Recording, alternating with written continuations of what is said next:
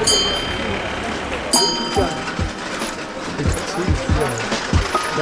they use it as fat.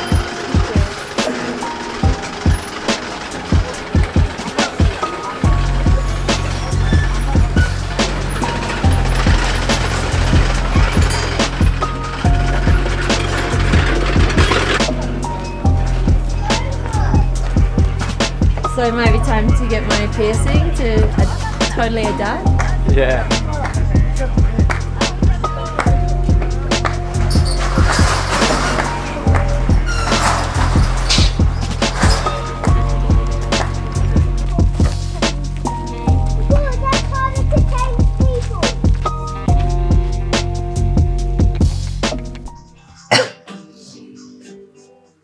We're packing up, ready to leave Leh and head to Kashmir. But first, I'm going to meet Dr. Norbu, who's a high altitude maternity doctor. And we're going to his clinic where he gets about 8 or 9 babies a day come in 6 weeks old for their follow-up. He's doing a big study over 3 years of how high altitude affects a baby's development over a space of 1, 2, 3 years. So should be really interesting. But first we're going to pack up everything because in the afternoon we're going to be trying to get a bus or a shared taxi to Kashmir. And we've still got crap everywhere. Lots of dirty laundry that we have been unable to get cleaned. So that's all dirty laundry, about 4 kilos. Hopefully we can get it done soon. I reckon my nose is the coldest it's been for a week this morning. It's freezing. Yeah, me too. The place we were going to have breakfast is closed. Everywhere's closed. So we'll see how we go trying to get some food. So we're back at our little bookshop cafe. Not necessarily for the food because it's not great, but because it's warm, it's cozy, and everything else is closed. Now here's the dilemma that we've had a couple of times.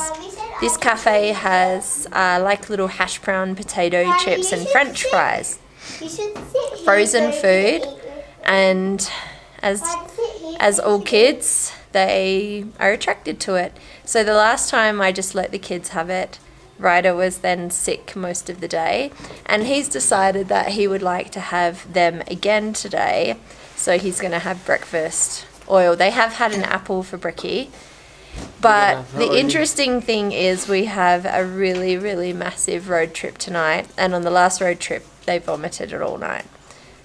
So what do you do in these times when they want to have some French fries? But yeah, I'm just going to let them have them because sometimes I guess you've just got to let them have their food journey their own way. And the other morning when Ryder was sick all day after having French fries, he learned a lesson for 48 hours. And now he's got to learn the lesson again, I guess. So I think there comes a point where mums and dads can't control everything in their kids' lives and their kids' journey. And sometimes children just have to suffer by themselves, be it from food choices or other choices in life. And yeah, that's my little spill about that. It's been a really interesting morning so far. We just went to Dr. Norbu's clinic and I was hoping to interview him, but he was so busy. He's over 70 years old. Apparently he retired some time ago, but he's definitely not retired. But I got to sneak in to see his program. It's a follow-up program for newborns, and he has some trained female nurses in there looking after the measurements and weight and basic health checkup for newborns from 6 weeks old. And then I think he said again at 3 months, 6 months. So we got to sneak in there. Right now we're trying to find the nunnery, and some military are helping us. Hello. So how do you like living in the Himalaya? Very nice and very beauty and peaceful area. Huh?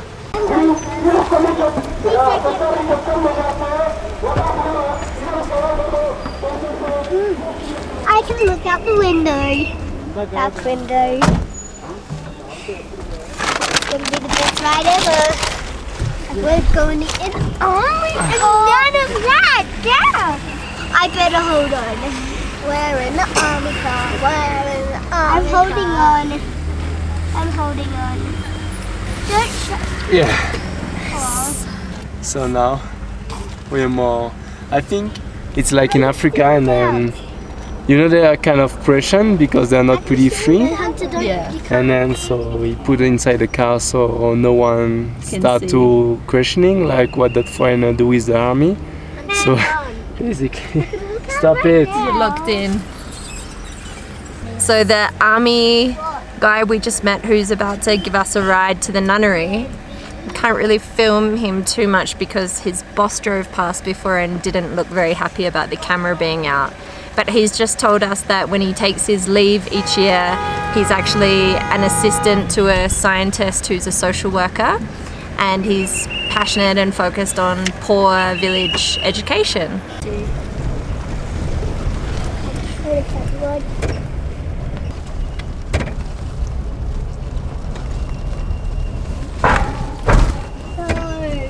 Thank you so much. Thank you so much. Bye.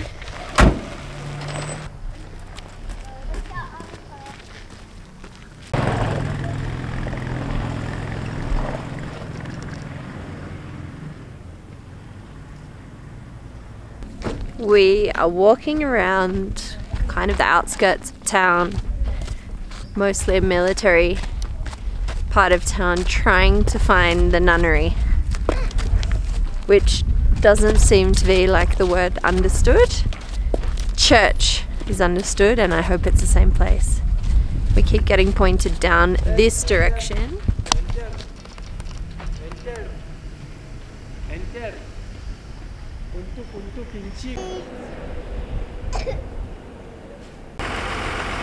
Think we're going the right way.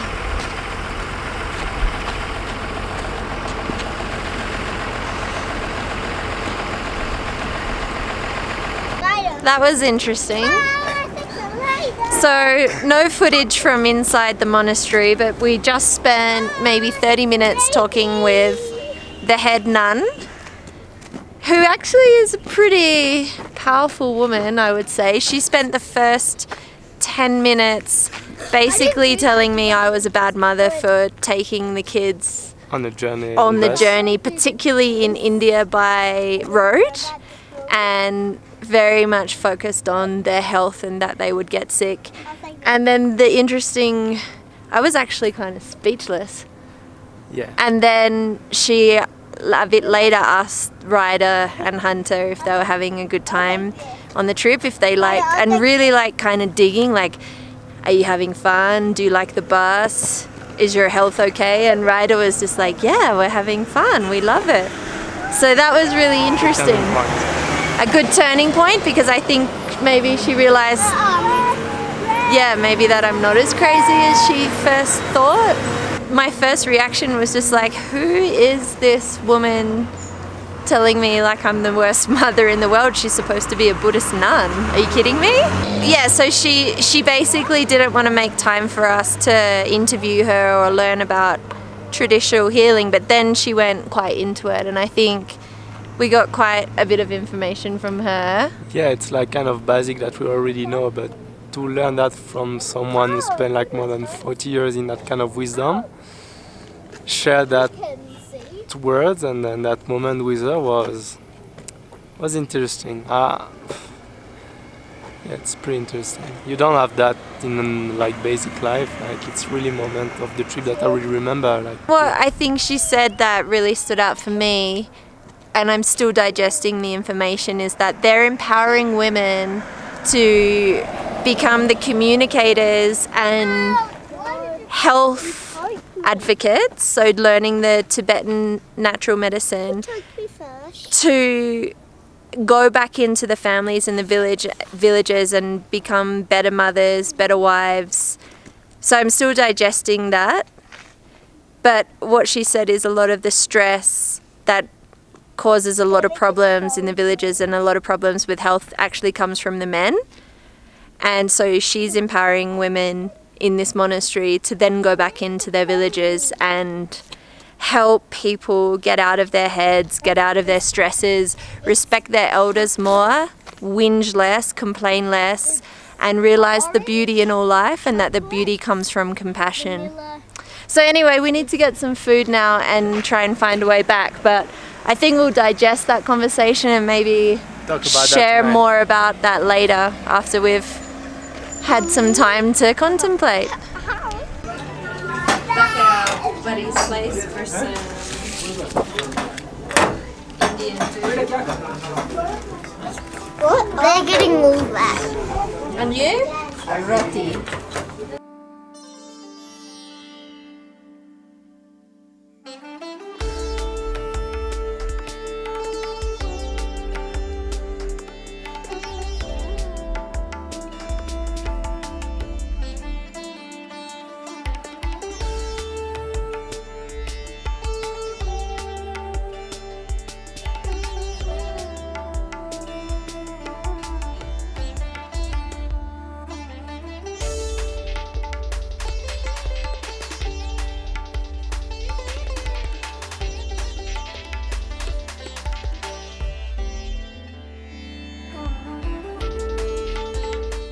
We just got told that the bus to Srinagar doesn't leave until the day after tomorrow, but we need to leave today. The road closes soon, the weather's going to get worse, and we need to get to Nepal within a week, and that's about how much time we have if we leave today. So we're going to go and start talking to some private taxis and try and negotiate a price to get to Srinagar, which is about 450 kilometers away. We've just literally walked for the last hour just to get here to find out that there's no buses, so the journey continues. In the front. Yeah. Yes, I can eat this. So now we're getting in a taxi to go to a different taxi stand to find out if we can get a shared taxi tonight to Srinagar. And every time we get in a taxi, we are charged about 5 times the local rate. And you can't even negotiate with them, they just refuse to take you. It's tough. But I'm holding it. Yeah. And then I change my mind. Oh, very nice. Yeah, really good. Hotel car. Yeah, this one. So how many hours to Srinagar? I think 10, 11 hours. Okay. 11, 12 maybe. Okay, Yeah. your name? Nasi. Nasia. Yeah. You're our man. Jammu? Not Jammu. Just Srinagar. Tomorrow we go Tomorrow, to yeah. Jammu.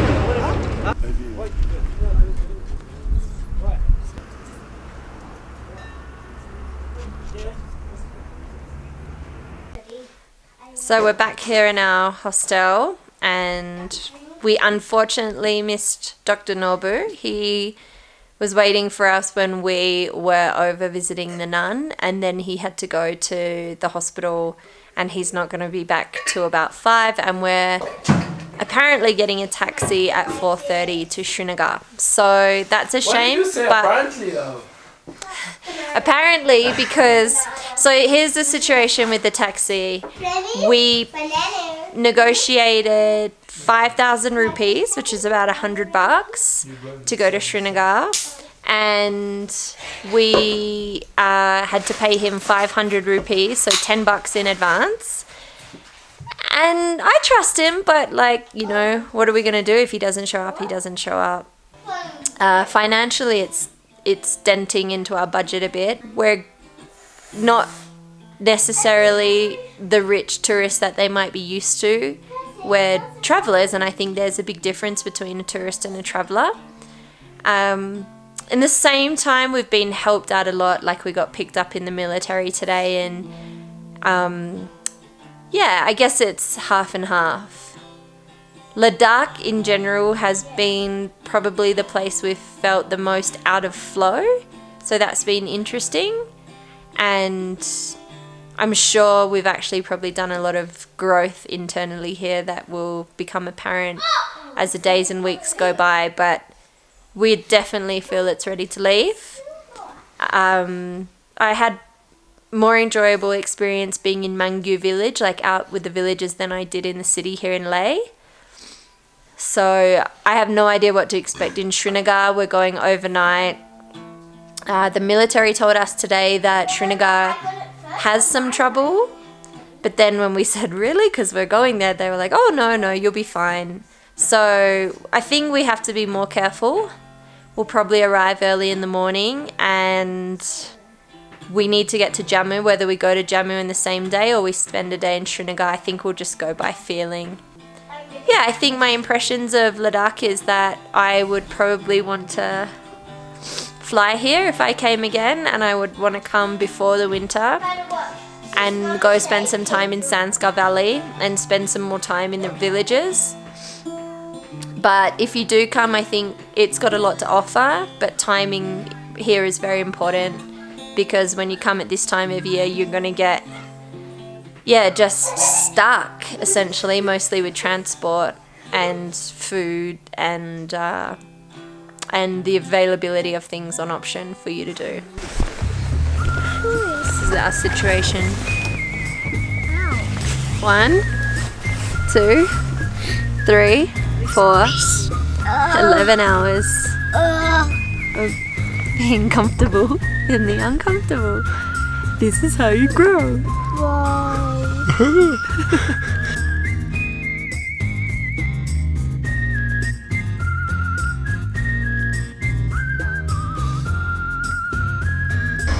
Bonjour. Are you enjoying this massive delay?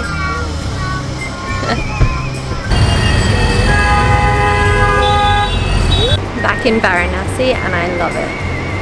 I think it's my favorite place in India.